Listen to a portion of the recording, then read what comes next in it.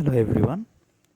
In this short tutorial we will see how can we hide this admin toolbar when we are viewing the site, not in admin dashboard but when we viewing the site. You check the site now,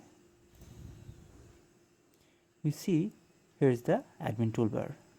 So it's basically not a problem, but if you want to feel the real site experience, you should hide the toolbar for you. For your information, you can hide the toolbar for specific user. Let's see how can we do that. Go to the dashboard area, go to the user sections. Here you can see the list of all of your users. Click on edit button. Now you can see in the profile area, here is toolbar and it's check marked already. If you remove the check mark, update the profile,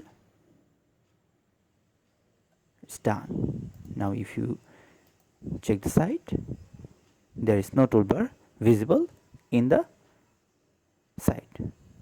If you want to bring back the toolbar again, go to the profile again, click or check the show toolbar when viewing site, update the profile,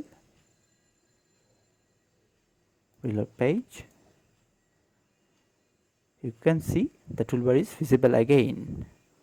Thus you can hide or show the toolbar when you view the site. Thank you. See you next one. Bye.